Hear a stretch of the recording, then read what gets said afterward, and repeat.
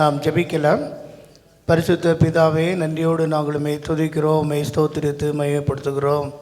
உலகம் முழுவதும் நம்முடைய பிறப்பின் நற்செய்தி அறிவித்து கொண்டு ஆராதித்து கொண்டிருக்கிற தேவ ஜனங்களோடும் பரிசுத்தவான்களோடும் நாங்கள் சேர்ந்து உம்மை ஆராதித்து பணிந்து கொள்ள, ஆராதித்து சேவிக்க இந்த நாள் எங்களுக்கு கிருபையாக நீ தந்ததுக்காக நன்றி செலுத்துகிறோம். உம்முடைய சமூகத்தில் நாங்கள் கூடி வரும்போதெல்லாம் உம்முடைய மகிமையினாலும் காருண்யத்தினாலும் நீர் எங்களை மூடி மறைத்து உன்னதத்திலிருக்கிற தேவனுக்கு மகிமையும் பூமியிலே சமாதானமும் மனுஷர் மேல் பிரியமும் உண்டாவதாக என்று சொல்லி தேவ தூதலோடு சேர்ந்து அன்றுவரை நாங்கள் ஆராதிக்க பரிசுத்தர் பரிசுத்தர் பரிசுத்தர் என்று உம்மை ஆராதிக்க உதவி செய்ததுக்காக நன்றி அப்பா. சேனையில் கர்த்தர் நம்மோடு இருக்கிறார். யாக்கோப்பின் தேவன் எங்களுக்கு உயர்ந்த அடைக்கலமாக இருப்பதற்காக நன்றி செலுத்துகிறோம். ஆண்டவரே, இந்த பிறப்பின் நற்செய்தியின் ஆராதனை வேலையை முற்றிலுமா நீர் பொறுப்படுத்தி கூடி வருகிற எல்லா ஜனங்களுக்கும் இந்த நற்செய்தியை அறிவிக்க ஆண்டவர் கிருபை தருவீராக. மாத்திரமல்ல, தூரத்திலும் சமீபத்தில் வர எல்லாரும் உம்முடைய சமூகத்தில் வந்து உம்மை ஆராதிக்க, உம்மை பணிந்து சேவித்து தொழுது கொள்வதை செய்யும். பாடல் ஆராதனை நீர் பொறுப்படும் உடைய வார்த்தைகளை நீர் எங்களுக்கு அபிஷேகத்தை தருவீராக என்று சொல்லி ஜெபிக்கிறோம். தொடர்ந்து எல்லா துதியையும் கனத்தையும் மகிமையும் நீர் எடுத்துக்கொள்ளும். அன்பின் விருந்தையும் நீர் ஆசீர்வதியும். இயேசுவின் மூலம் வேண்டிக்கிறோம் பிதாவே, ஆமேன். தேவகுமாரனாகிய இயேசு இந்த புவியில் மானிடனாக அவதரித்து வந்த நோக்கத்தை நாம் நினைத்து அருமையான பாடலை பாடுவோம். தேவகுமாரன் இயேசு புவியில் வந்தார்.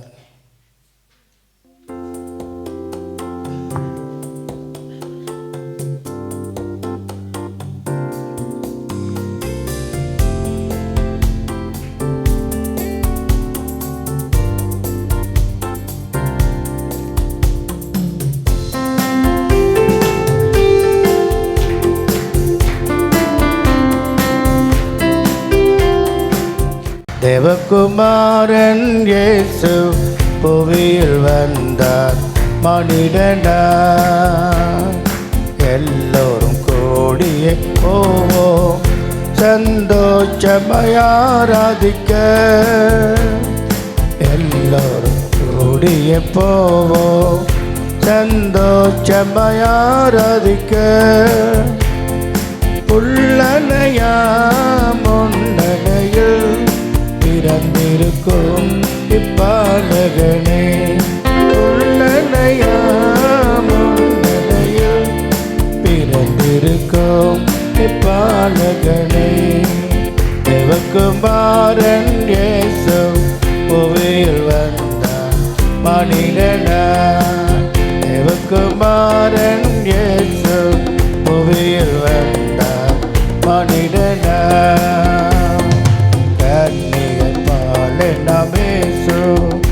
என்னாலினின் மீட்புக்காக பாலனம் ஏசு. என்னாலினின் மீட்புக்காக ஒதித்தனரே பெத்லகேமில் திடுவோம் சேனையோடு. ஒதித்தனரே பெத்லகேமில் திடுவோம் சேனையோடு.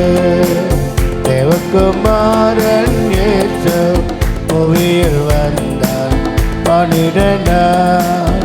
தேவகுமாரன் இயேசு புவியில் வந்தார் மனிதனார்.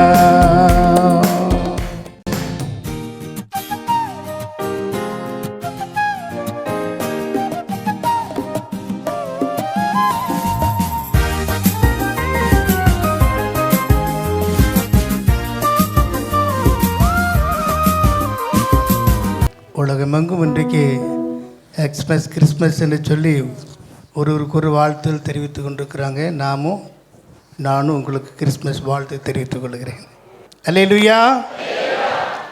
ஆண்டுடைய பரிசுத்த நாமத்திற்கு மகிமை உண்டாவதாக. நேராக நாம் தேவனுடைய வார்த்தைக்கு செல்லுவோம். என்னாகம புஸ்தகம் 24வது அதிகாரம், நம்பர்ஸ் 24, 24ஆம் அதிகாரம் 15 முதல் 19 வசனங்களை நாம் முதலாவது வாசிக்க கேட்போம். என்னாகமம் 24, 15 முதல் 19 வசனங்கள். அவன் தன் வாக்கியத்தை எடுத்துரைத்து பேயோரின் குமாரன் பிலேயாம் சொல்லுகிறதாவது கண் திறக்கப்பட்டவன் உரைக்கிறதாவது தேவன் அருளும் வார்த்தைகளை கேட்டு உன்னதமானவர் அளித்த அறிவை அறிந்து சர்வ வல்லவரின் தரிசனத்தை கண்டு தாழ விழும்போது கண் திறக்கப்பட்டவன் விளம்புகிறதாவது அவரை காண்பேன் இப்பொழுது அல்ல அவரை தரிசிப்பேன் சமீபமாய் அல்ல ஒரு நட்சத்திரம் யாக்கோபிலிருந்து உதிக்கும் ஒரு செங்கோல் இஸ்ரவேலிலிருந்து எழும்பும் அது மோவாபின் எல்லைகளை நொறுக்கி சேத் புத்திரர் எல்லாரையும் நிர்மூலமாக்கும் ஏதோம் சுதந்திரமாகும் சேயீர் தன் சத்துருக்களுக்கு சுதந்திரமாகும் இஸ்ரவேல் பராக்கிரமம் செய்யும் யாக்கோபிலிருந்து தோன்றும் ஒருவர் ஆளுகை செய்வார் பட்டணங்களில் மீதியானவர்களை அழிப்பார் என்றான் அல்லேலூயா. ஏதோ புதிதான ஒரு வசனங்களை வாசிக்கிறது போல உங்களுக்கு தோன்றக்கூடும். ஆனால் இதுதான் உண்மையான கிறிஸ்மஸ் நற்செய்தியாக இருக்கிறது என்பதை நாம் அறிந்து கொள்ள முடியும். இஸ்ரவேல் ஜனங்களுடைய வாழ்க்கை பயணத்தில் அநேக போராட்டங்கள், பிரச்சனைகள், சோதனைகள், பல சூழ்நிலையை கடந்து வந்தாங்க. செங்கடலை கடந்து வனாந்திரத்தில் வந்த பிற்பாடு அநேக சத்துருக்களை, எதிராளிகளை அவர்கள் சந்திக்க வேண்டியிருந்தது. ஒருவரும் அவர்களுக்கு முன்பாக எதிர்த்து நிற்க முடியவே இல்லை. எங்கே தேவ ஜனங்கள் போனாங்களோ அங்கே எல்லாமே அவங்களுக்கு ஜெயமாக முடிந்தது. ஆமேன். கர்த்தருடைய பிள்ளைகளுக்கு எப்பொழுதுமே ஜெயந்தான். அல்லேலூயா சொன்னவங்களுக்கு ஜெயம் உண்டு. நாம் நம்பினால் உண்டு, அவிசுவாசப்பட்டால் கிடைக்காது. விசுவாசமே உலகத்தையே ஜெயிக்கிற ஜெயம்.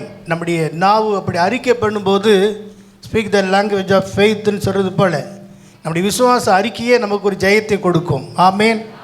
அல்லேலூயா. கண் திறக்கப்பட்ட ஒரு மனிதனுடைய செய்தியைத்தான் நாம் இங்கே கேட்கிறோம்.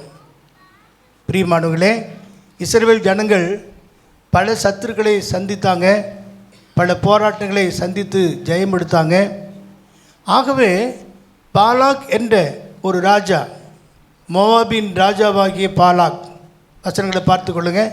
மோவாபின் ராஜாவாகிய பாலாக் யார்? இந்த மோவாப் சபிக்கப்பட்ட ஒரு சந்ததி. லோத்துக்கு பிறந்த மோவாபியர், அம்மோனியர் 2 பேருமே சபிக்கப்பட்ட சந்ததி. 10 தலைமுறை வரைக்கும் அவங்க தேவனுடைய ஆலயத்துக்குள்ளே பிரவேசிக்க கூடாது. சாபம் பிடித்த அந்த ஜனங்கள் தேவ ஜனங்களுக்கு எதிராக வந்து அவங்கள போராட நினைக்கிறாங்க. ஆனால் முடியலை. அவன் ஒரு தந்தனை செய்தான். ஒரு தீர்க்கதரிசியை அழைத்து தேவ ஜனங்கள் என்ன செய்யணும்? சபிக்க வேண்டும். சபித்த பிற்பாடு நாம் ஜெயிக்கலாம் என்று ஒரு தப்பு கணக்கு போட்டு பிலேயாம் என்கிற ஒரு தீர்க்கதரிசி அந்த நாட்களில் இருந்தார். அந்த தீர்க்கதரிசியை அழைக்கிறார். நீங்கள் அந்த வசனங்கள்லாம் இன்னும் நான் பார்க்க வேண்டியிருக்கிறது.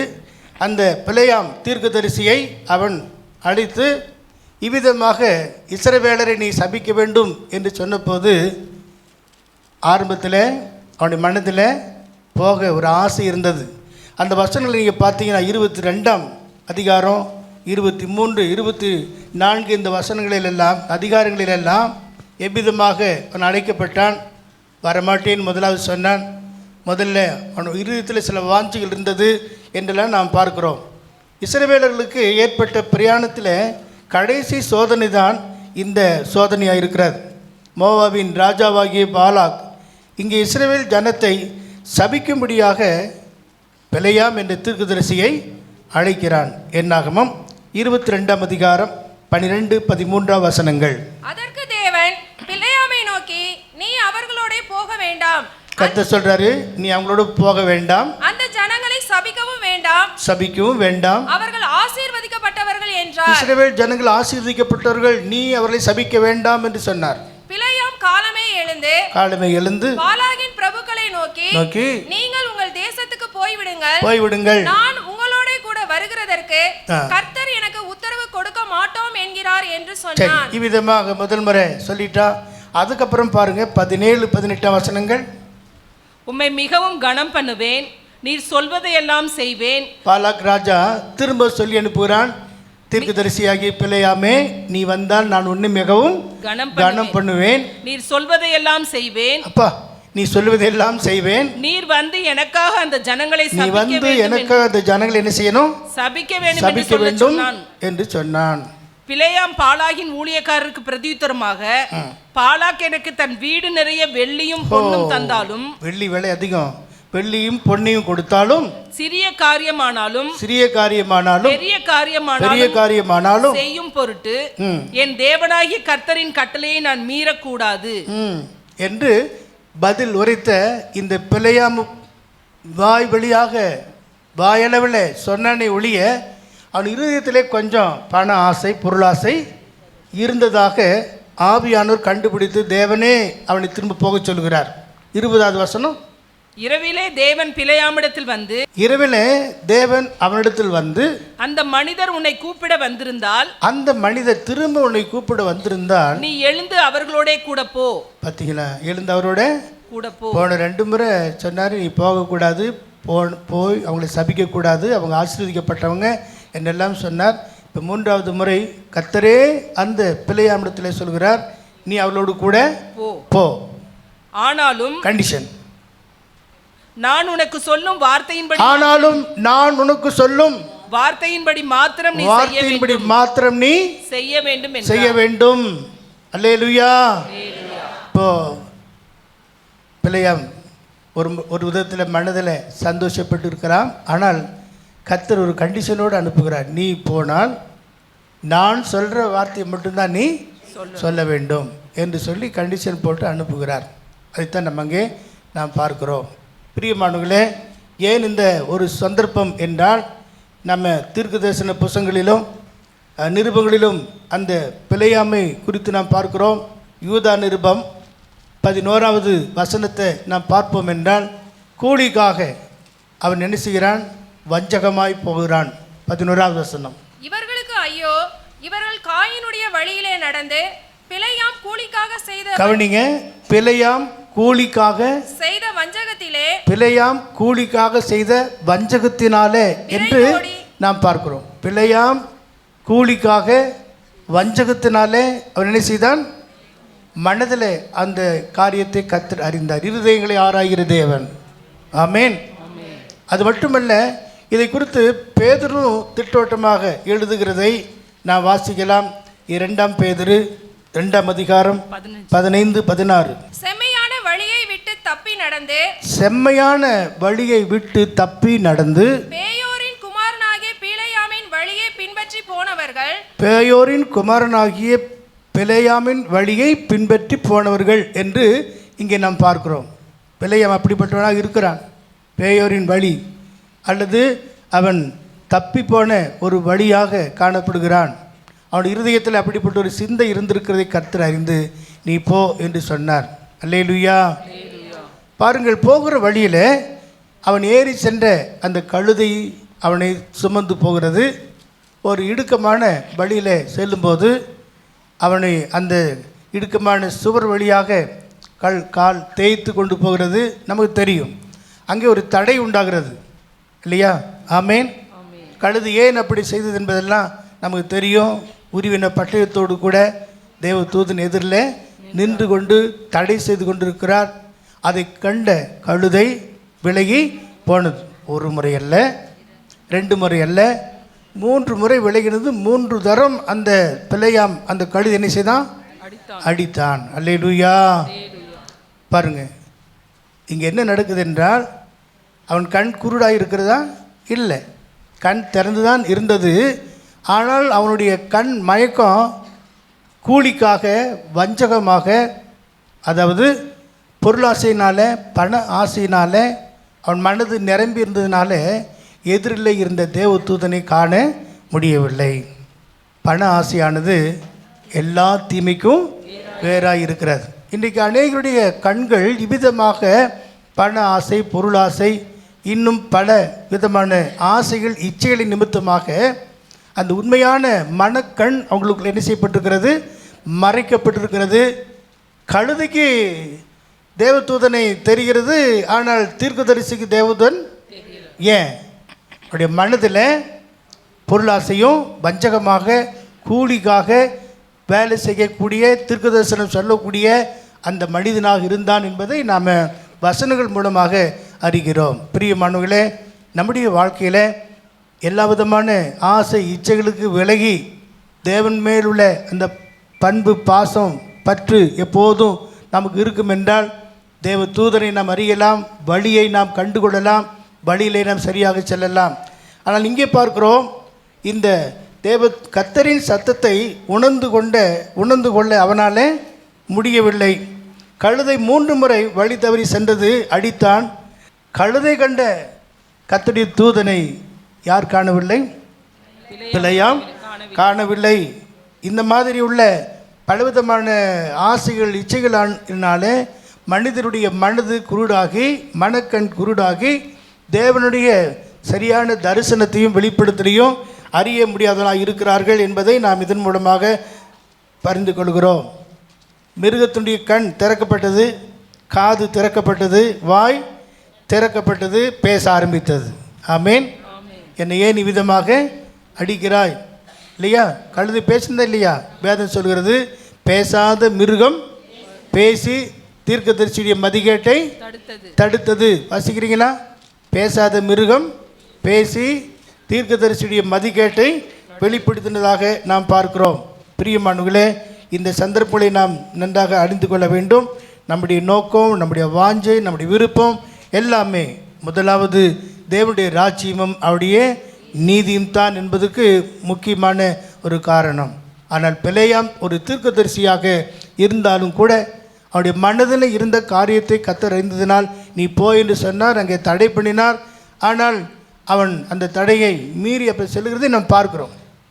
பிரியமானவர்களே, நம்முடைய கண்கள் எப்போதும் பிரகாசமாக இருக்க வேண்டும் என்று சொன்னால் இந்த மனித கண்கள் அல்ல, மனக்கண் பிரகாசிக்க வேண்டும். பிரியமானவர்களே, நாம் இந்த வசனங்களை பார்க்கும்போது 2-3 முறை கண் திறக்கப்பட்டவன் விளம்புகிறதாவது, கண் திறக்கப்பட்டவன் கூறுகிறதாவது, உரைக்கிறதாவது என்று அந்த வசனங்களை பார்த்தோம் இல்லையா? அந்த பகுதியை வாசிங்க.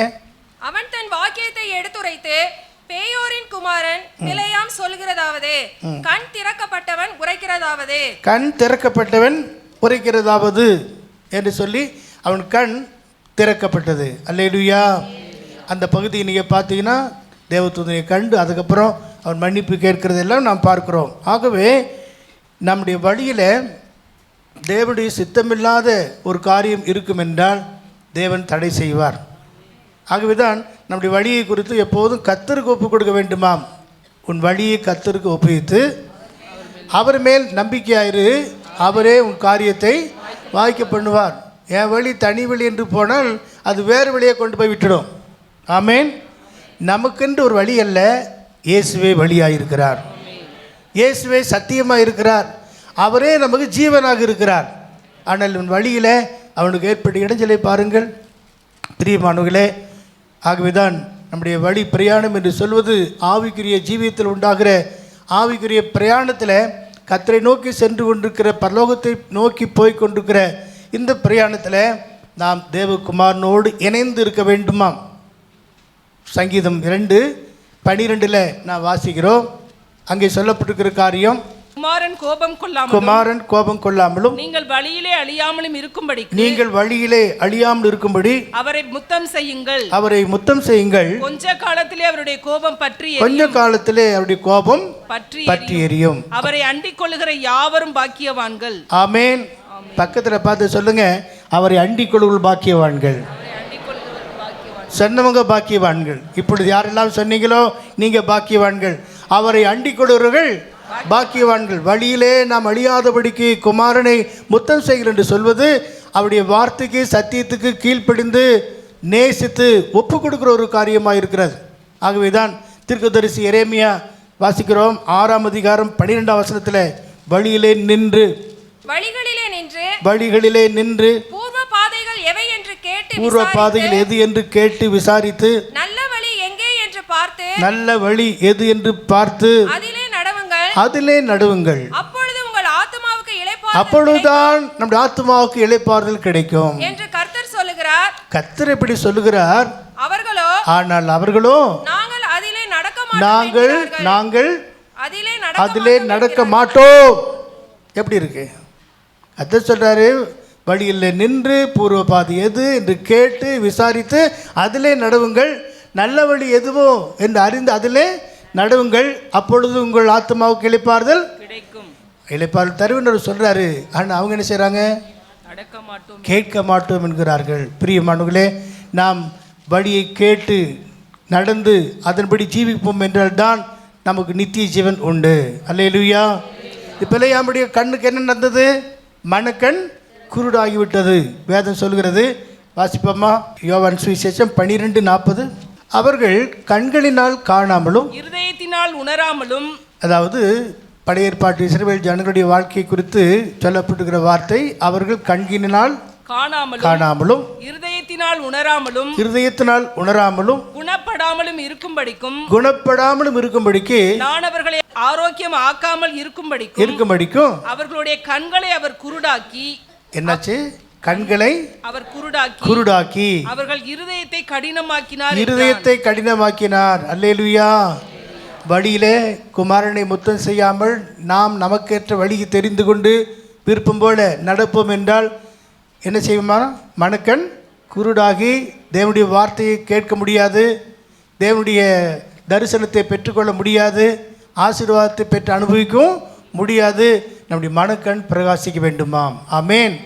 இதைத்தான் அப்போஸ்தலனாகிய பவுல் எபேசியர் 1ஆம் அதிகாரத்தில் சொல்லும்போது, எபேசியர் 1:17-18 வசனங்கள், நம்முடைய கர்த்தராகிய இயேசு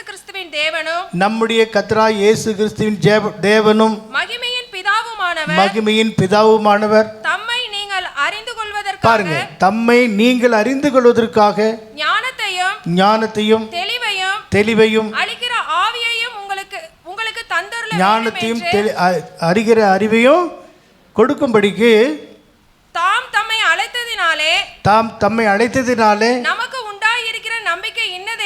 உண்டாயிருக்கிற நம்பிக்கை இன்னதென்றும் பரிசுத்தவான்களிடத்தில் தமக்கு உண்டாயிருக்கிற பரிசுத்தவான்களோடு கூடுள்ள சுதந்திரத்தின் ஐஸ்வரியம் இன்னதென்றும் தாம் கிறிஸ்துவை மரித்தோரிலிருந்து எழுப்பி அவரிடத்தில் நடப்பித்த தமது பலத்த சத்துவத்தின் வல்லமைப்படியே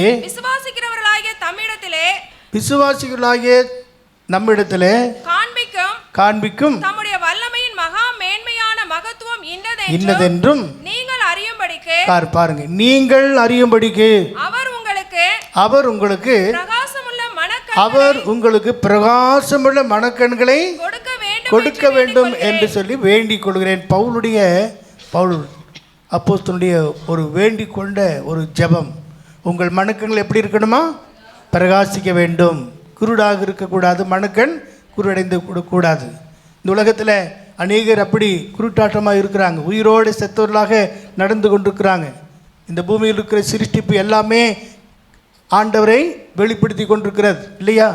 ஒவ்வொரு சிருஷ்டியும் அவருடைய தெய்வீக வல்லமையை வெளிப்படுத்தி கொண்டிருக்கிறது. யாரும் போக்கு சொல்ல இடமில்லை.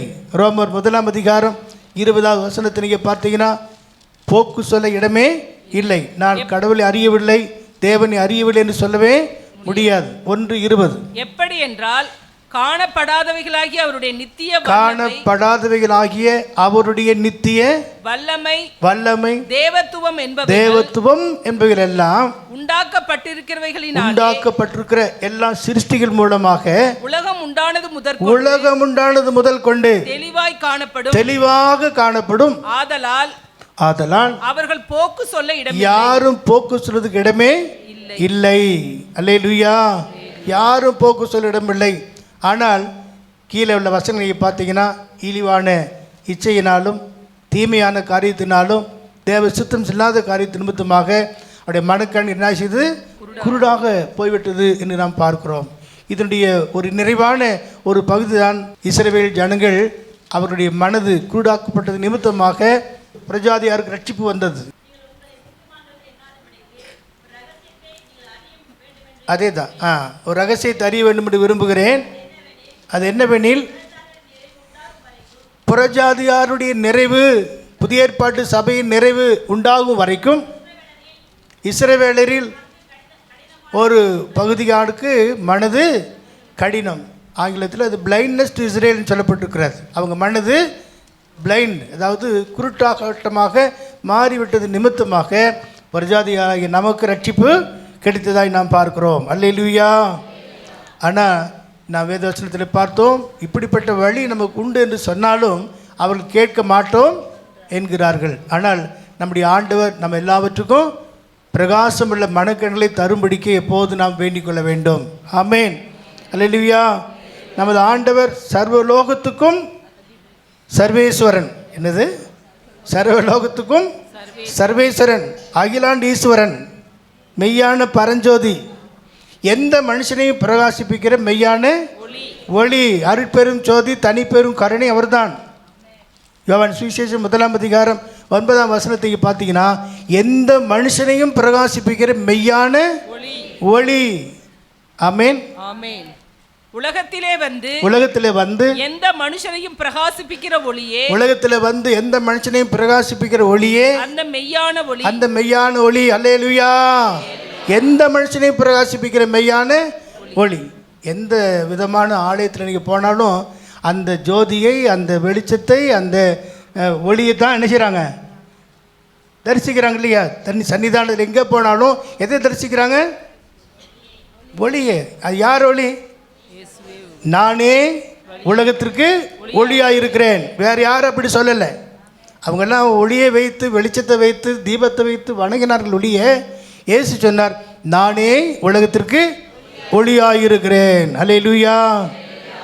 அதை செய்தால், இதை செய்தால், அப்படி செய்தால், இப்படி செய்தால் என்று தரிசனம் கிடைக்கும் சொன்னாங்க. ஆனால் இயேசு சொன்னார், நானே வழியும் சத்தியமும் ஜீவனுமாக இருக்கிறேன்.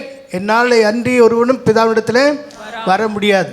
இது பிரியமானவர்களே, இந்த பிழையாம் ஒரு கூலிக்காக, வஞ்சகத்திற்காக அவன் தன்னை ஒப்பு கொடுத்தது நிமித்தமாக ஒரு கண் குருடாக போய்விட்டது. கழுதை தேவதூதனை கண்டது, தேவனுடைய சத்தத்தை கேட்டது. ஆனால் இந்த மனிதனுடைய பிழையாமுடைய தீர்க்கதரிசியுடைய கண் திறக்கப்படவில்லை. அப்புறம் அவன் சத்தத்தை கேட்க முடியல. ஆனால் கர்த்தரோடு பேசி அவனை எச்சரித்து திரும்ப அவன் கண் என்ன செய்தது? திறக்கப்பட்டது. அல்லேலூயா. கண் திறக்கப்பட்டவன் சொன்ன காரியம், கண் திறக்கப்பட்டவன் சொன்ன காரியத்தை தான் இன்றைக்கி நாம் பார்க்க போகிறோம். ஆமேன். கண் திறக்கப்பட்ட, இருதயத்தில் ஒளி பெற்றுக்கொண்ட, மனக்கண் பிரகாசிக்கிற நாமும் ஒன்றை கண்டு கொள்ள வேண்டும். இந்த பிழையாம் தீர்க்கதரிசி என்ன சொல்கிறாரோ அதை நாம் கண்டுகொள்ள போகிறோம். ஆமேன். அல்லேலூயா. ஆண்டவராய் இயேசு கிறிஸ்து பிறப்பதற்கும் கிறிஸ்மஸ் ட்ரீக்கும் சம்பந்தம் இல்லை. இயேசு கிறிஸ்து பிறப்பதற்கும் கிறிஸ்மஸ் தாத்தாவுக்கும் சம்பந்தம் இல்லை. ஆனால் நிறைய வீடுகளில் இதெல்லாம் சம்பந்தப்படுத்தி வச்சுருக்கிறேன், சின்ன பிள்ளைகளுக்காக நினைக்கிறேன். அது சிறு பிள்ளைகள் தனம் தான். இயேசு பிறந்தாருன்றே நாம் சொல்கிறதில்லை. இயேசு ஒருபோது நான் பிறந்தேன் என்று சொல்லவே இல்லை. இயேசு நான் சொல்கிறாரு, நான் இதற்காகவே வந்தேன் வந்தேன் வந்தேன் என்று தான் சொல்கிறார்.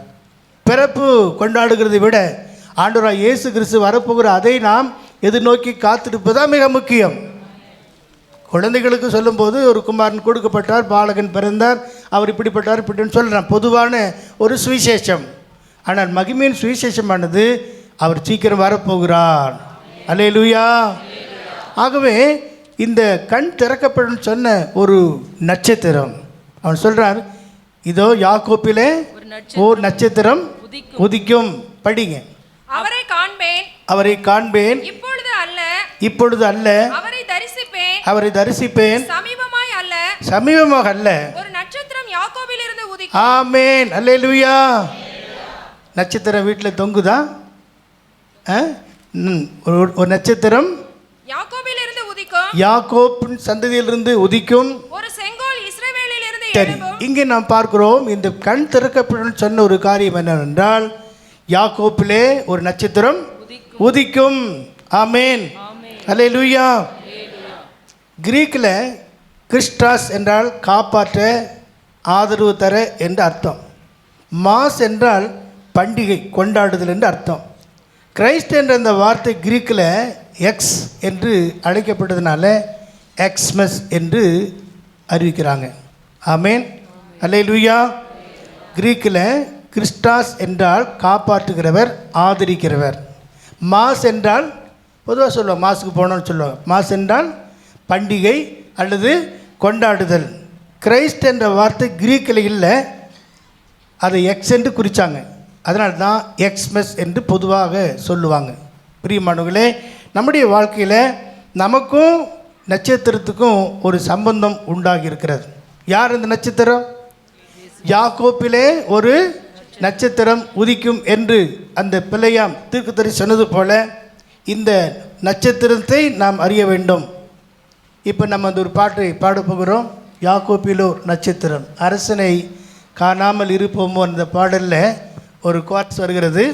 யாக்கோப்பிலோர் வெள்ளி உதிக்கும் என்றே இஸ்ரேல் ராஜ செங்கோல் என்றும் கதிக்கும் என்றே ஆக்கம் இழந்து, ஆக்கம் என்ன? லாபம் இல்லையா?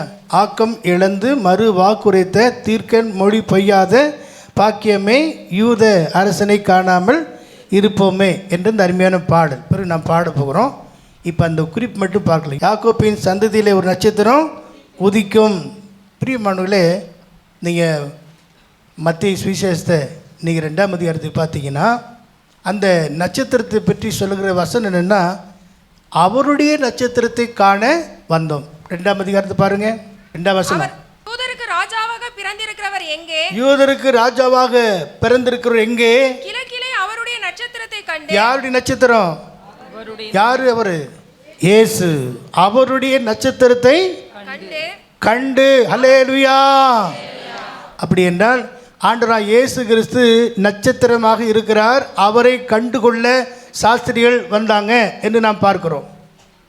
இயேசு மட்டும் அந்த நட்சத்திரம் அல்ல, நம்மையும் அந்த நட்சத்திரமாக மாற்ற விரும்புகிறார். உண்மைதானா? சூப்பர் ஸ்டாரா? நம்ம ஒவ்வொருத்தருமே ஒரு ஸ்டார், நட்சத்திரமாக இருக்க வேண்டும் என்று விரும்புகிறார். எப்படி நம்முடைய ஆத்மாவை அவர் ரட்சித்து நட்சத்திரமாக இருந்து நமக்கு வழிகாட்டினாரோ அதுபோல ஆகாய மண்டலத்தில் உள்ள சாட்சிகள் என்று சொல்லி தானியேல் 12ஆம் அதிகாரம் 3வது வசனத்தை வாசித்து பாருங்க. ஞானவான்கள் ஆகாய மண்டலத்தின் ஒளியை, ஞானவான்கள் ஆகாய மண்டலத்தில் உள்ள ஒளியை போலவும் அநேகரை நீதிக்கு உட்படுத்துகிறவர்கள் நட்சத்திரங்களைப் போலவும். யாருங்க? நட்சத்திரங்கள். அநேகரை நீதிக்கு உட்படுத்துகிற எப்படிப்பட்டவங்களா? நட்சத்திரங்கள். ஆமேன். நீங்கள் ஆத்ம ஆதாயம் செய்யக்கூடியதா இருப்பீர்கள் என்றால் நீங்களும் நட்சத்திரம், நானும் நட்சத்திரம் தான். ஆமேன்.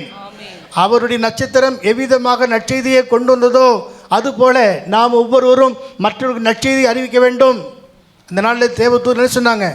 உன்னதத்திலே இருக்கிற தேவனுக்கு மகிமை, பூமியிலே சமாதானம், மனுஷர் மேல் பிரியம். எனக்கு எத்தனை பேர் சமாதானம் இருக்கீங்க? குடும்பங்கள் எத்தனை பேர் சமாதானம் இருக்கிறீங்க? ஒருவருக்கு ஒரு சமாதானம், யாவரோடு சமாதானம், தேவனோடு சமாதானம். ஆமேன், அல்லேலூயா. கூடுமானால் யாவரோடு சமாதானமாக இருக்க நாடுங்கள் என்று வேதம் சொல்கிறதே. அப்படி என்றால் நாம் அந்த நட்சத்திரம் போல பிரகாசிக்கவே நம்மை தெரிந்து கொண்டார். அவர் நட்சத்திரம், அவருடைய நட்சத்திரத்தை கண்டுகொள்ள வந்தோம் என்று அந்த சாஸ்திரியில் சொன்னாங்க. ஞானவான்கள் என்று சொல்வது அநேகரை நீதிக்கு உட்படுத்துகிறது என்றால் ரட்சிப்புக்குள்ளே வழிநடத்துவது. அவர்கள் யாராம்? நீதிமான்கள். அவர் எப்படிப்பட்டவங்க? நட்சத்திரத்தை போல என்னென்றைக்கும் சதா காலங்களிலும் பிரகாசிப்பாங்க. ஆகவேதான் வெளிப்படுத்தலை பார்க்கிறோம். 7 நட்சத்திரங்களை வலது கையில் ஏந்தி கொண்டிருக்கிறவர் சொல்லுகிறதாவது, சபையின் தூதனுக்கு நீ எழுத வேண்டியது என்னவென்றால் 7 நட்சத்திரங்களை தம்முடைய வலது கரத்தில் ஏந்தி கொண்டு 7 பொன் குத்து விளக்குகளின் மத்தியிலே உலாவிக் கொண்டிருக்கிறவர் சொல்லுகிறதாவது. ஆமேன். என்ன செய்கிறாரு? நட்சத்திரங்களை வலது கரத்தில் ஏந்தி கொண்டிருக்கிறார். அல்லேலூயா. 2ஆம் அதிகாரத்தில் என்ன பார்க்கிறோம் இல்லையா? நட்சத்திரம் என்று சொல்கிற அந்த வார்த்தையானது நம்மை குறிக்கக்கூடிய ஒன்றாக இருக்கிறது. அது மட்டுமல்ல, ஆதியிலே உபாகம புஸ்தகத்திலேயே கர்த்தர் தேவ ஜனங்களுக்கு அந்த உரிமையை தந்திருக்கிறார். உபாகம புஸ்தகம் 1 அதிகாரம் 10வது வசனம். தேவ ஜனங்களை குறித்து என்ன சொல்றாரு பாருங்க. உங்கள் தேவனாகிய கர்த்தர் உங்களை பெருக பண்ணினார். உபாகமம் 1:10 எடுத்துட்டீங்களா? உங்கள் தேவனாகிய கர்த்தர் உங்களை பெருக பண்ணினார். உங்களை பெருக பண்ணினார். இதோ இந்நாளில் நீங்கள் வானத்து நட்சத்திரங்களை இந்நாளிலே நீங்கள் வானத்து நட்சத்திரங்களைப் போல திரளாய் இருக்கிறீர்கள். திரளாய் இருக்கிறீர்கள். அல்லேலூயா. எல்லாரும் சொல்லுங்க அல்லேலூயா. திரும்ப வாசிப்போம். உங்கள் தேவனாகிய கர்த்தர் உங்கள் தேவனாகிய கர்த்தர் உங்களை பெருக பண்ணினார். பெருக பண்ணினார். இதோ இந்நாளில் நீங்கள் வானத்து நட்சத்திரங்களைப் போல திரளாய் இருக்கிறீர்கள். ஆமென். திரளான நட்சத்திரங்களாக வானத்து நட்சத்திரங்களைப் போல நாம் இருக்கிறோம் என்று தேவ ஜனங்களை குறித்து முன்னமே அறிவிக்கப்பட்ட அந்த வார்த்தையின்படி நீதிக்கு உட்படுத்துகிறவர்கள், அநேகரை நீதிக்கு உட்படுத்துகிறவர்கள் நட்சத்திரங்களைப் போல என்னென்றைக்கும் பிரகாசிப்பார் என்று சொல்லப்பட்டிருக்கிறது. ஆமேன். ஆதியிலே தேவன் சிருஷ்டிக்கும் போது இரவை ஆள பகலை ஆள, இல்லையா? ஆதியாகமம் 1 அதிகாரம் 16வது வசனத்தை பாருங்க. இரவை ஆள தேவன் பகலை ஆள பெரிய சுடரும், பகலை ஆள சூரியன் பெரிய சுடரையும், இரவை ஆள சிறிய சுடரும், இரவை ஆள சிறிய சுடருமான 2 மகத்தான சுடர்களை நட்சத்திரங்களையும் உண்டாக்கினார். 2 மகத்தான என்னது? சந்திரனும் சூரியன் அல்ல, சந்திரனும் நட்சத்திரங்களும். முதல்ல பகலை ஆளுவதற்கு சூரியன், இரவை ஆள சந்திரன், காலங்களை அறியக்கூடிய நட்சத்திரம் என்று அங்கே கூட நாம் பார்க்கிறோம். அல்லேலூயா. ஆகவேதான் தேவ ஜனங்களுடைய வாழ்க்கையில் இருள் அந்தகாரம் நீங்கி ஒரு பகல், ஒரு வெளிச்சம், ஒரு பகலுக்குரிய பிள்ளைகளாக ஜீவிக்க கர்த்தர் உதவி செய்கிறார். ஆமேன். ஆண்டவராகிய இயேசு கிறிஸ்து தன்னுடைய ஊழியத்தை தொடங்கின போது உள்ள வேத வசனத்தை பார்த்தீங்கன்னா, இருளிலே நடக்கிற ஜனங்கள் பெரிய வெளிச்சத்தை கண்டார்கள். ஆமேன். அல்லேலூயா. இயேசு எங்கே சென்றாரோ எல்லாம் இருளான இருந்த இடமெல்லாம் வெளிச்சமாக மாறினது. இருளிலே நடக்கிற ஜனங்கள் பெரிய வெளிச்சத்தை கண்டார்கள். வேதம் சொல்கிறது, இருளிலிருந்து வெளிச்சத்தை பிரகாசிக்க சொன்ன தேவன், இல்லையா? 2 கொரிந்தியர் 4 அதிகாரம் 6வது வசனத்தை பார்த்தீங்கன்னா, இருளிலிருந்து வெளிச்சத்தை பிரகாசிக்க சொன்ன தேவன், இருளிலிருந்து வெளிச்சத்தை பிரகாசிக்க சொன்ன தேவன், இருளிலிருந்து வெளிச்சத்தை பிரகாசிக்க சொன்ன தேவன் இயேசு கிறிஸ்துவின் முகத்தில் உள்ள தமது மகிமையின் அறிவாகிய இயேசு கிறிஸ்துவின் முகத்தில் உள்ள தமது மகிமையின் அறிவாகிய ஒளியை தோன்ற பண்ணும் பொருட்டாக எங்கள் இருதயங்களிலே ஆமென், எங்கள் இருதயங்களிலே பிரகாசிக்கிறார். அல்லேலூயா. பிரியமானவர்களே, இருளிலிருந்து வெளிச்சத்தை பிரகாசித்த காரணம் என்னன்னா, ஒளியில் உள்ள பரிசுத்தவான்களோடு கூட ஐக்கியப்படுவதற்காக. கொலோசி நிருபம் 1 அதிகாரம் 12-13 வசனத்தை பார்ப்பில் என்றால், ஒளியில் உள்ள பரிசுத்தவான்களுடைய சுதந்திரத்தில் பங்கடைவதற்கு, ஒளியில் உள்ள பரிசுத்தவான்களுடைய சுதந்திரத்திலே பங்கடைவதற்கு நம்மை தகுதியுள்ளவர்கள் ஆக்கினவரும், இருளின் அதிகாரத்திலிருந்து நம்மை விடுதலையாக்கி தமது அன்பின் குமாரனுடைய ராஜ்யத்துக்கு உட்படுத்தினவருமாய் இருக்கிற பிதாவை ஸ்தோத்திரிக்கிறோம். அல்லேலூயா. ஆகவே இருளிலிருந்து வெளிச்சத்தை பிரகாசிக்க சொன்ன ஆண்டவர், இருளான வாழ்க்கையிலிருந்து நம்மை வெளிப்படி கொண்டு வந்து வெளிச்சத்திலே கொண்டு வந்து பகலின் பிள்ளைகளாக, ஒளியின் பிள்ளைகளாக, ஒளியில் உள்ள பரிசுத்தவான்களுடைய சுதந்திரமாகிய சர்வ சங்கமாகி அவருக்குள்ளே இணைத்திருக்கிறார். 13ஆம் வசனம், இருளின் அதிகாரத்தினின்று நம்மை விடுதலையாக்கி தமது அன்பின் குமாரனுடைய ராஜ்யத்துக்கு உட்படுத்தினவருமாய் இருக்கிற பிதாவை ஸ்தோத்திரிக்கிறோம். சரி, ஆக அந்த இருளின் அதிகாரத்தில் விடுதலையாக்கி மட்டுமல்ல, பரிசுத்தவான்களுடைய ஐக்கியத்தில், ஒளியிலுடைய பரிசுத்தவான்களுடைய சுதந்திரத்தில் பங்கடைய செய்திருக்கிறாரே என்று சொல்லி நாம் எப்போதும் நட்சத்திரங்களைப் போல பிரகாசிக்கணும், ஆத்ம ஆதாயம் பண்ணணும், அநேகருக்கு வழி காட்டக்கூடியதாக காணப்பட வேண்டும் என்பதுதான் உண்மையான ஒரு காரியம். ஆமேன். அல்லேலூயா. இந்த நாவில் புது பாட்டு இந்த நேசு தருகிறார். அதில் ஒரு வழி தெரியுமா? அதில் ஒரு காரியம், பாவ இருள் என்னை வந்து சொல்ந்து கொள்கையில் தேவனவ தீபமாய். ஆமேன். பாவ இருள் என்னை வந்து சொல்ந்து கொள்கையில் தேவனவ தீபமாய் என்னை தேற்றினார். ஆனந்தம் கொள்ளுவேன் அவரை நான் காண உள்ள நாள் வரையோ. அல்லேலூயா ஆனந்தம் கொள்ளுவேன், அவரை நான் காணுவேன் உயிருள்ள நாள் வரையும். எந்த நாவில் பொது பாட்டு எந்த இயேசு தருகிறார். அல்லேலூயா. மத்தேயு சுவிசேஷம் 2ஆம் அதிகாரத்தில் இன்னொரு வசனத்தை நாம் பார்க்கலாம். 2ஆம் வசனத்தில் பார்த்தோம், அவருடைய நட்சத்திரம். இப்பொழுது கவனியுங்கள் 2, 9, 10, 11 வசனங்கள். ராஜா சொன்னதை அவர்கள் கேட்டு போகையில், ராஜா சொன்னதை அவர்கள் கேட்டு போகையில், இதோ அவர்கள் கிழக்கிலே கண்ட நட்சத்திரம் பிள்ளை இருந்த ஸ்தலத்திற்கு மேல் வந்து நிற்கும் வரைக்கும் அவர்களுக்கு முன் சென்றது. அந்த நட்சத்திரம் அந்த பிள்ளை இருக்கும் இடம் வரைக்கும் என்ன செய்தது? வந்து முன் சென்றது. நின்றது. அப்படித்தானே? படிங்க. அவர்கள் அந்த நட்சத்திரத்தை கண்டபோது, அவர்கள் அந்த நட்சத்திரத்தை கண்டபோது மிகுந்த ஆனந்த சந்தோஷம் மிகுந்த அடைந்தார்கள். ஆனந்த சந்தோஷம் அடைந்தார்கள். அவர்கள் அந்த வீட்டுக்குள் பிரவேசித்து, வீட்டுக்குள் பிரவேசித்து அந்த பிள்ளையையும் அதன் தாயாகிய மரியாளையும் கண்டு சாஷ்டாங்கமாய் விழுந்து அதை பணிந்து கொண்டு தங்கள் பொக்கிஷங்களை திறந்து பொன்னையும் தூப வர்க்கத்தையும், பொன்னு வெள்ளி தூப வர்க்கத்தையும் வெள்ளை போலத்தையும் அதற்கு காணிக்கையாக எல்லாத்தையும் வைத்தார்கள். அவருக்கு காணிக்கையாக வைத்தாங்க. அரசனை காணாமல் இருப்போமோ, நம்ம ஆயுளை வீணாக கழிப்போமோ.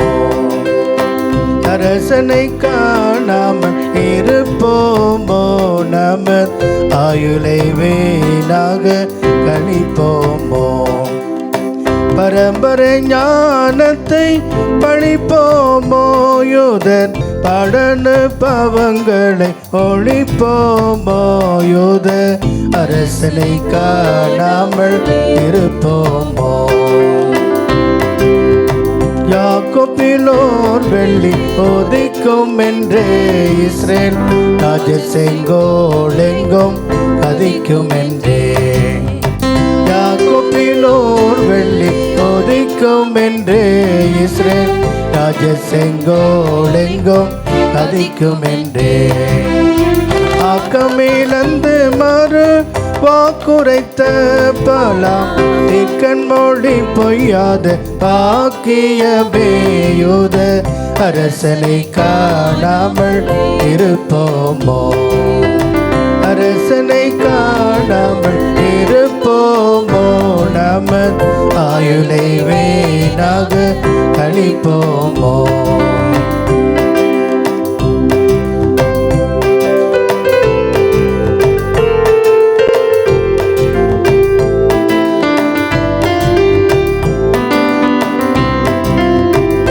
சமுதாரகை தோன்றது பார், மேற்கு திசை வழி காட்டி முன் செல்லுது பார். சமுதாரகை தோன்றது பார், மேற்கு திசை வழி காட்டி முன் செல்லுது பார். பூசலை காண நன் கொடைகள் கொண்டே அவர் பொன்னடி வணங்குவோம் நடவும் என்று. யூத அரசனை காணாமல் இருப்போமோ, அரசனை காணாமல் இருப்போமோ. நம ஆயுளை வீணாக கழிப்போமோ. பரம்பரை ஞானத்தை பழிப்போமோ, யூத படன பாவங்களை ஒழிப்போமோ. யூத அரசனை காணாமல் இருப்போமோ.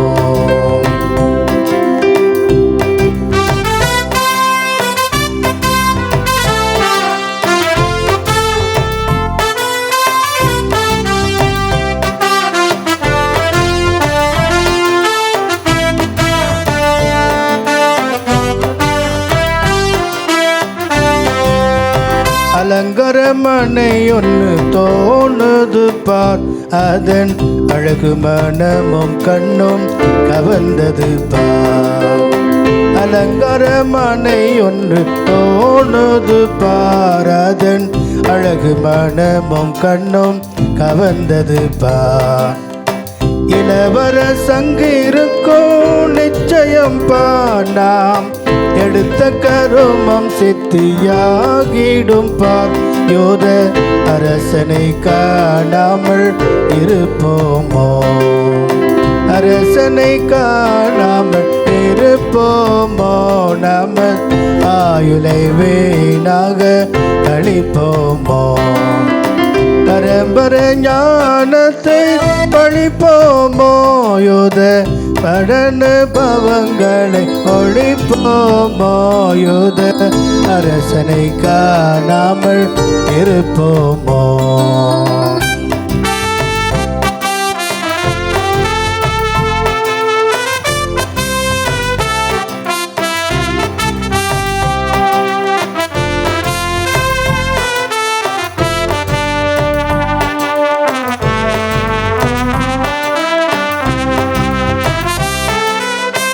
அரண்மனையில் அவரை காணோமே, அதை அகன்று தென்மார்க்கமாய் திரும்புவோமே. அரண்மனையில் அவரை காணோமே, அதை அகன்று தென்மார்க்கமாய் திரும்புவோமே. மறைந்த கொண்டு அதோ பார்த்திரும்பின பெத்லேம் வாசலில் நம்மை கொண்டு சேர்க்குது பாயோத அரசனை காணாமல் இருப்போமோ, அரசனை காணாமல் இருப்போமோ, நம ஆயுளை வீணாக கழிப்போமோ, பரம்பர ஞானத்தை அழிப்போமோ, யோத படன பவங்களை ஒழிப்போமோ, யோத அரசனை காணாமல் இருப்போமோ. அரண்மனையில் தேடி போய் காணவில்லை. ஆனால் தாரகு என்று சொல்லக்கூடிய நட்சத்திரமானது வழிகாட்டி இயேசு பிறந்திருந்த குழந்தை இயேசு பிறந்திருந்த அந்த இடத்துக்கு வந்து நின்றது. அவங்க அதை பணிந்து கொண்டு பொன், வெள்ளைப்போளம், தூபவர்க்கம், பொண்ணு வேலை ரொம்ப ரைஸ் ஆகிட்டே போகுது. இன்றைக்கி நாம் எதை செலுத்துகிறோம் ஆண்டவருக்கு? பொன், வெள்ளைப்போளம், தூபவர்க்கத்தை, இந்த 3 விதமான காணிக்கைகளை அவங்க சாஸ்திரிகள் 3 பேரும் காணிக்கையாக ஒப்பு கொடுத்ததை நாம் பார்க்கிறோம். இந்த 3ம் ஆண்டவராய் இயேசு கிறிஸ்துடைய வாழ்க்கையில் 3 அனுபவங்களை குறிக்கக்கூடிய ஒன்றாக இருக்கிறது. பொன் காணிக்கை, தங்கம். பொன் காணிக்கை யாருக்கு கொடுப்பாங்கன்னா ராஜாக்களுக்கு பொன், ராஜாக்களுக்கு பொன். வெள்ளைப்போளம் தீர்க்கதரிசிகளுக்கு. வெள்ளைப்போளம் ரொம்ப இனிப்பாக இருக்குமோ? ஆமாம், தீர்க்க தரிசனம் அப்படி தான் இருக்கும், கடினமாக இருக்கும். கேட்டாலும் சரி கேளாவிட்டாலும் சரி என்று சொல்லி தீர்க்க தரிசனம், தீர்க்கதரிசிக்கு வெள்ளைப்போளம். 3வது தூபவர்க்கம், ஆசாரியன். ஆமேன். ஆண்டவராய் இயேசு கிறிஸ்துவே என்னவா இருக்கிறாரு? ராஜாவாக இருக்கிறார், தீர்க்கதரிசியாக இருக்கிறார், ஆசாரியனாக இருக்கிறார். இன்றைக்கு அவர் பிதாவிடத்தில் நமக்காக என்ன செய்கிறாரு? பரிந்து பேசி கொண்டிருக்கிறார். அல்லேலூயா. ஆகவே இங்கே நாம் வாசித்தோம் 2ஆம் அதிகாரம் 9ஆம் வசனம் முதல் 11ஆம் வசனம் படிக்கும்போது அங்கே சொல்லப்பட்டிருக்கிற இந்த தீர்க்கதரிசிகள், வான சாஸ்திரிகள் 3 பேரும் அந்த பிள்ளையை கண்டு அதை என்ன செய்தாங்க? பணிந்து கொண்டு தங்களுடைய காணிக்கைகளை ஒப்பு கொடுத்தாங்க. அல்லேலூயா. அவனுடைய கிருபையினாலே அவங்க இந்த காணிக்கையை செலுத்தி தரிசித்து கொண்டாங்க. அதுக்கப்புறம் நான் பார்க்குறோம், அந்த தீர்க்கதரிசியின் மூலமாக உரைக்கப்பட்ட வார்த்தை நிறைவேறும்படி அவங்க அரண்மனையிலிருந்து அவங்க வெளியே போனாங்க. வேறு அகன்று தென் மார்க்கமாக திரும்பி போய்விட்டதாக நாம் மத்திய சுவிசேஷத்தில் 2ஆம் அதிகாரத்தில் நாம் பார்க்கிறோம். 3ஆவதாக ஒரு பகுதியை நாம் இந்த நட்சத்திரத்தை பற்றி பார்க்க போகிறோம். நியாயாதிபதியின் புஸ்தகம் 5ஆம் அதிகாரம் 20வது வசனம். நியாயாதிபதியின் புஸ்தகம் 5ஆம் அதிகாரம் 20வது வசனம். வானத்திலிருந்து யுத்தம் உண்டாயிற்று, வானத்திலிருந்து யுத்தம் உண்டாயிற்று. நட்சத்திரங்கள் தங்கள் அயனங்களிலிருந்து சிசராவோடு யுத்தம் பண்ணின. சிசராவோடு இந்த நட்சத்திரங்கள் தங்கள் அயனத்திலிருந்து என்ன செய்தது? யுத்தம் பண்ணினது. ஆமேன். தேவ ஜனங்களுக்கு உள்ள அனுபவத்தை நாம் இங்கே பார்க்கிறோம். சிசரா என்கிற ஒரு சேனாதிபதி 900 இருப்பு ரதங்களோடு கூட தேவ ஜனத்துக்கு எதிராக புறப்பட்டு வந்தவன். அந்த அதிகாரத்தை நீ வாசித்து பார்த்தால் எல்லாருக்கும் தெரியும். அப்படிப்பட்ட ஒரு எதிர்ப்பு போராட்டம் கஷ்டத்தின் மத்தியில் ஜனங்கள் என்ன செய்ய வேண்டும் என்று தவித்து கொண்டிருந்த வேளையில் நட்சத்திரங்களே என்ன செய்தது? யுத்தம் பண்ணினது. அவங்க பட்டயத்தினால் செத்தவர்களை பார்க்கலும் கற்கள், வானத்திலிருந்து கற்கள் விழுந்தது, அநேகர் செத்து போனாங்க. அநேக சத்துருக்களை கர்த்தர் மடங்கடித்து விட்டார். இந்த வசனத்தை நாம் பார்க்கிறோம். என்ன சொல்லப்பட்டிருக்கிறது? சிசராவோட இந்த நட்சத்திரம் யுத்தம் பண்ணினது. ஆமென். எனக்காக யாவும் செய்து முடிப்பார், என் கர்த்தர் வாக்கு மாறிடார். நமக்காக யுத்தம் செய்கிற ஒரு கர்த்தர் இருக்கிறாரா இல்லையா? சேனையின் அதிபதி நம்மோடு இருக்கிறார். நமக்காக யுத்தம் செய்வேன் என்று சொல்லி நட்சத்திரமாக வெளிப்பட்டு இருக்கிறார். எவ்வளோ போராட்டம், எவ்வளோ நெருக்கம், எவ்வளோ கஷ்டம் வந்தாலும் நாம் பார்க்கிறோம் நட்சத்திரங்கள் யுத்தம் பண்ணினது என்று சொல்லி. 4ஆம் அதிகாரத்து வந்தீங்கன்னா 2-3வது வசனத்தை பாருங்கள். கானானியராகிய ராஜாவாகிய யாகீன் பாருங்க. ஆகையால் கர்த்தர் அவர்களை ஆத்சோரிலே ஆளுகிற யாபீன் என்னும் கானானியருடைய ராஜா யாகீன் என்னும் கானானியருடைய ராஜாவுடைய கையிலே கர்த்தர் தம்முடைய ஜனங்களை விற்று போட்டார், கொடுத்து விட்டார். ஏனென்றால் ஜனங்கள் கர்த்தரை விட்டு தூரமாக பின்வாங்கி போன போது அவர்களை திரும்பவும் ரட்சிப்பதற்காக மீட்பதற்காக சத்துருக்கள் கையில் கொடுத்து 20 வருஷம் ஒடுக்குனாங்களாம். ஆமென். கீழே வாசித்து பாருங்க, 3ஆம் வசனத்துக்கு கடைசி பகுதி. அவனுக்கு 900 இருப்பு ரதங்கள் இருந்ததே, அவன் இஸ்ரவேல் புத்திரரை 20 வருஷம் கொடுமையாய் 20 வருஷம் கொடுமை. நம்முடைய கொடுமை எத்தனை வருஷமோ தெரியல பிரியமானவர்களே. 20 வருஷம் இந்த கானான் ராஜாவாக்கி யாகீன் என்பவன் தேவ ஜனங்களை கொடுமையாக நடத்தி கொண்டிருந்த வேலை தான் இந்த சந்தர்ப்பம். அப்பொழுது தீர்க்கதரிசியாகி யார் இருந்தது? தெபோராள். தீர்க்கதரிசி இடத்துல போய் அவங்க சொல்கிறாங்க யுத்தத்துக்கு போக வேண்டும் என்று சொல்லி. ஆனால் அவங்க சொல்கிறாங்க தீர்க்கதரிசியாகி நீ வராமல் நான் போகிறது இல்லை என்று சொல்லி. அந்த சம்பவங்களை நீங்கள் பார்த்து கொள்ளுங்க.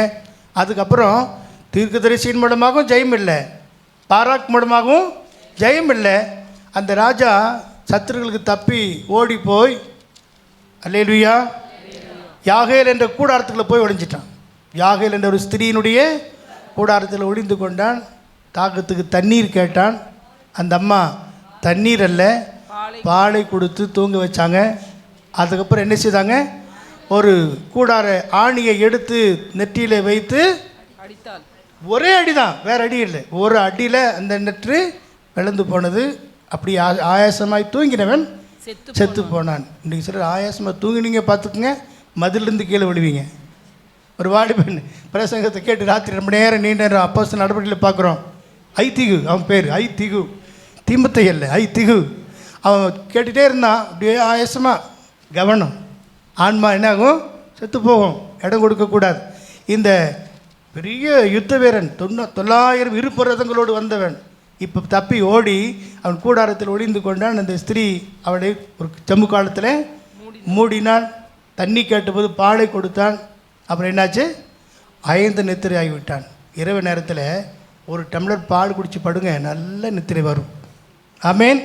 வசனம் அப்படி தானே சொல்லுது. அந்த பால் குடித்த மாத்திரத்தில் அவனுக்கு அயர்ந்த நித்திரை வந்தது. என்ன நடக்கிறது தெரியல. ஆயாசமாக தூங்கினவன் ஒரே அடியில் என்ன செய்தான்? செத்து போனான். அல்லேலூயா. ஆனால் இங்கே வேத வசனம் சொல்லுகிறது நட்சத்திரங்கள் தேவ ஜனத்துக்கு ஐயா உதவி செய்து சத்துருக்களோட போராடினது. இப்போ 5ஆம் அதிகாரம் 20ஆம் வசனத்தை திரும்ப படிங்க. வானத்திலிருந்து யுத்தம் உண்டாயிற்று, வானத்திலிருந்து யுத்தம் உண்டாயிற்று. நட்சத்திரங்கள் தங்கள் அயனங்களிலிருந்து சிசராவோடு யுத்தம் பண்ணினது. ஆமேன். அல்லேலூயா. எனக்காக உங்களுக்காக யுத்தம் பண்ணுகிற ஒரு நட்சத்திரம் இருக்கிறது. ஆமேன். அது வேற எந்த ஸ்டாரும் அல்ல, இயேசுவே நமக்கு விடிவெளி நட்சத்திரமாக இருக்கிறார். நம்முடைய எல்லா சூழ்நிலைக்கும் ஒரு விடிவு உண்டாக வேண்டும் என்றால் விடியல் பயணம் பாருங்கள். விடியல் பயணம், மகளிர் விடியல் பயணம்னு சொல்லி சகோதரிகளுக்கு எவ்வளோ இலவசமாக இருக்குது. அநேக கிராமப்புற வாசிகள் சீக்கிரமாக ஆலயத்துக்கு வர காரணம் இந்த விடியல் பயணம் வாகனம் தான். ஆமேன். இங்கே நாம் பார்க்குறோம் விடிவெளி நட்சத்திரமாகி இயேசுவே நமக்கு யுத்தம் செய்கிறவராக இருக்கிறார். நாம் ஒன்றுக்கும் கலங்க வேண்டிய அவசியமே இல்லை. இன்னொரு வசனம் சொல்கிறது இந்த யுத்தம் வாசல் வரைக்கும் வந்ததுதான். ஆமென். 5ஆம் அதிகாரம் 8வது வசனம். தேவர்களை தெரிந்து கொண்டார்கள், நூதன தேவர்களை தெரிந்து கொண்டார்கள். அப்பொழுது யுத்தம் வாசல் வரையும் வந்தது. வாசல் வரைக்கும் வந்தது. இஸ்ரவேலிலே 40,000 பேருக்குள்ளே கேடகமும் ஈட்டியும் காணப்பட்டது உண்டோ? பாருங்க, இஸ்ரவேலுக்குள்ள, அதாவது யுத்தம் எது வரைக்கும் வந்தது? வாசல் வரைக்கும் வந்தது. எசேக்கியேல் ஒரு வசனத்தை பார்த்தீங்கன்னா வாசல் மட்டும் துரத்துனாங்கன்னு நான் படிக்கிறோம்.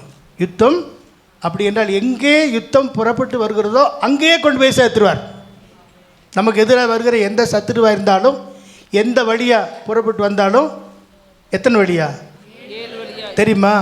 பாருங்கள், நம்முடைய ஆண்டவர் எவ்வளோ பெரியவர் பாருங்கள். நம்முடைய ஆண்டவர் பெரிய. ஆகவே யுத்தம் உண்டு. வேதம் சொல்கிறது உங்களுக்கு யுத்தம் உண்டு, ஆனால் திடன் கொள்ளுங்க, நான் உலகத்தை ஜெயித்தேன். எரேமியா தீர்க்கதரிசி ஒரு வசனம் சொல்கிறாரு, 1ஆம் அதிகாரம் 19ஆம் வசனம் நினைக்கிற பாருங்க. எரேமியா 1:19 படி. அவர்கள் உனக்கு விரோதமாக யுத்தம் பண்ணுவார்கள். யுத்தம் பண்ணுவாங்களா பண்ண மாட்டாங்களா? பண்ணுவாங்க. கவனிங்க, அவர்கள் உங்களுக்கு விரோதமாக யுத்தம் பண்ணுவார்கள், ஆனாலும் உன்னை மேற்கொள்ள மாட்டார்கள். உன்னை ரட்சிக்கும்படிக்கு நான் உடனே கூட இருக்கிறேன். அல்லேலூயா. யுத்தம் வரும், ஆனால் அவங்க உன்னை என்ன செய்ய மாட்டாங்க? மேற்கொள்ள மாட்டாங்க. லூக்காவில் சொல்லப்பட்டிருக்கிறது, ஒன்றும் உங்களை மேற்கொள்வது இல்லை. அல்லேலூயா. பிரியமானவர்களே, நமக்காக யுத்தம் செய்கிற ஒரு நட்சத்திரம், அது விடிவெளி நட்சத்திரமாக இருக்கிறது. பிரியமானவர்களே, அப்படிப்பட்ட நட்சத்திரத்தை சார்ந்து நாம் இருப்போம் என்றால் நமக்காக எல்லாவற்றையும் செய்வார். ஆகவே தான் 5ஆம் அதிகாரம் 31ஆம் வசனம் சொல்கிறது. 5:21 கர்த்தாவே, பாருங்க, கர்த்தாவே உம்மை பகைக்கிற யாவரும் இப்படியே அழிக்க கடவர்கள். அவரிடத்தில் அன்பு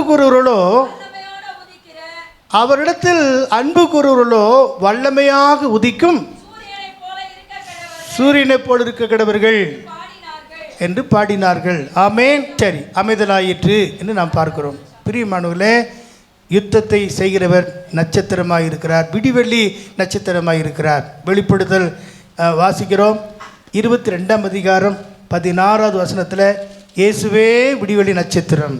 சபைகளில் இவைகளை உங்களுக்கு சாட்சியாக அறிவிக்கும்படிக்கு இயேசுவாகிய நான் என் தூதனை அனுப்பினேன். நான் தாவீதின் வேரும் சந்ததியும் பிரகாசமுள்ள விடிவெள்ளி நட்சத்திரமாய் இருக்கிறேன். விடிவெளி நட்சத்திரமாக இருக்கிறேன். இப்போ யார் அவரு? தீர்க்கதரிசி ஆகிய பிலேயாம் 24:19 வசனத்தை பார்த்தீங்கன்னா, வருவார்.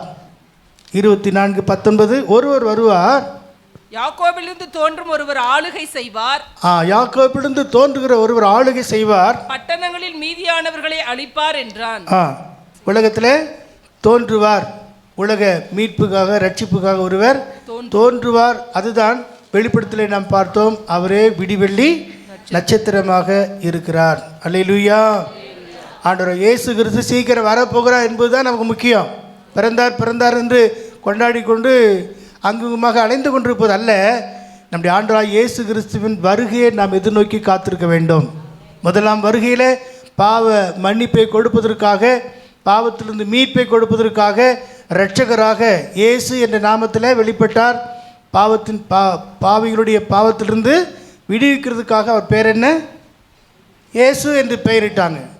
பாவத்துடைய ஜனங்களுடைய மீட்புக்காக இயேசு என்று பெயரிட்டாங்க. இம்மானுவேல் என்றால் தேவன் நம்மோடு இருக்கிறார். இயேசு என்றால் ஜனங்களுடைய பாவங்களிலிருந்து அவங்கள மீட்கிறவர். அவர் இரட்சகர், அவர் வருவார், திரும்பவும் வரப்போகிறார் என்பதுதான் இந்த இடத்துல சொல்லப்பட்டிருக்கிற ஒரு காரியம். பிலேயாம் முதல் வருகை பற்றி சொல்லியிருந்தாலும் விடிவெளி நட்சத்திரம் என்று சொல்லும்போது சீக்கிரத்தில் ஆண்டவராகிய இயேசு கிறிஸ்து வெளிப்படுவார். தம்முடைய ஜனத்தை தம்மோடு சேர்த்து கொள்வதற்காக வரப்போகிறார். ஆமேன். அல்லேலூயா. இந்த தீர்க்கதரிசி ஆகிய பிலேயாம் கிறிஸ்துவுக்கு முன்னே 1451வது ஆண்டிலே இந்த தீர்க்கதரிசனத்தை உரைத்திருக்கிறார். கிறிஸ்துவுக்கு முன்னாடி 1451வது ஆண்டில் இந்த தீர்க்கதரிசனம் சொல்லியிருக்கிறார். அதே வார்த்தை இப்பொழுது யாக்கோபிலிருந்து நட்சத்திரம் தோன்றி இப்பொழுது கிருபையின் காலம் முடிய போகிறது. அதுக்கப்புறம் விடிவெள்ளி நட்சத்திரமாக வெளிப்படுவார். அவரை நாம் சந்திக்க வேண்டும். பேதுருவில் வாசிக்கிறோம் 2 பேதுரு 1:19. அதிக உறுதியான தீர்க்கதரிசன வசனமும் நமக்கு உண்டு. பொழுது விடிந்து விடிவெள்ளி உங்கள் இருதயங்களில் உதிக்கும் அளவும், பொழுது விடிந்து விடிவெள்ளி உங்கள் இருதயங்களில் உதிக்கும் அளவும் இருளுள்ள ஸ்தலத்தில் பிரகாசிக்கிற விளக்கை போன்ற, இருளில் பிரகாசிக்கிற விளக்கை போன்ற அவ்வசனத்தை கவனித்திருப்பது நலமாயிருக்கும். ஆமென், அல்லேலூயா.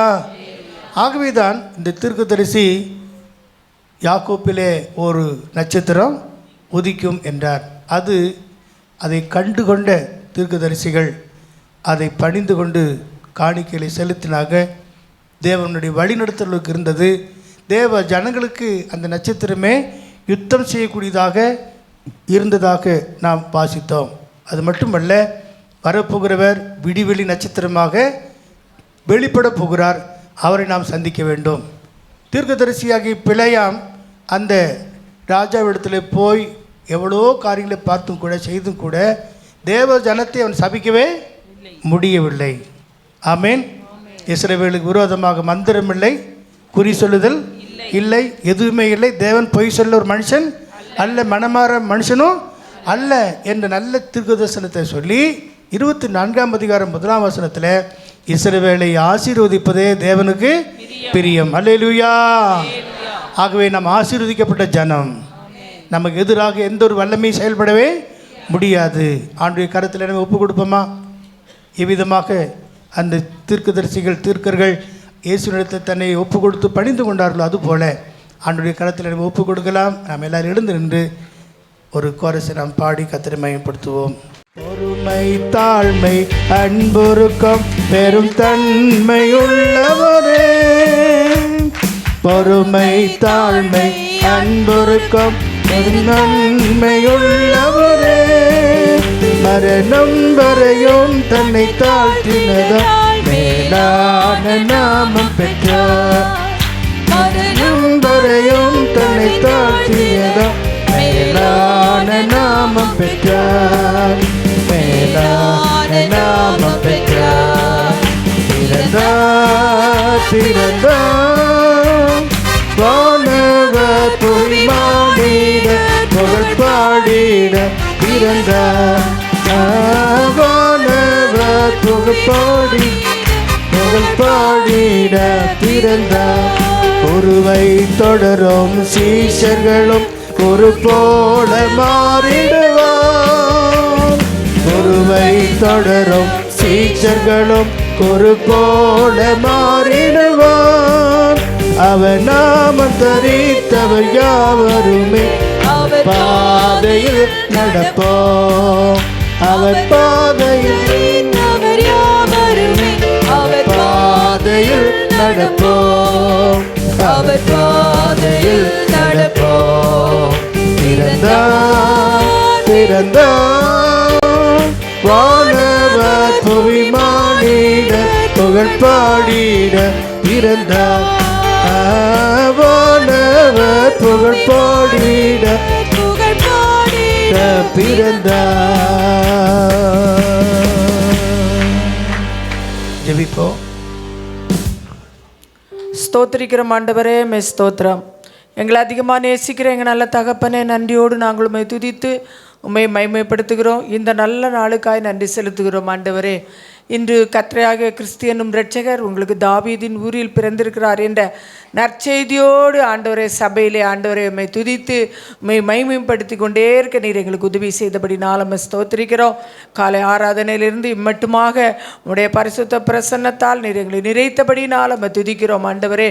விசேஷமாக ஆண்டவரே, இந்த நாளிலே நீர் எங்களோடு பேசின வேத வசனங்களுக்காய் ஸ்தோத்திரம்.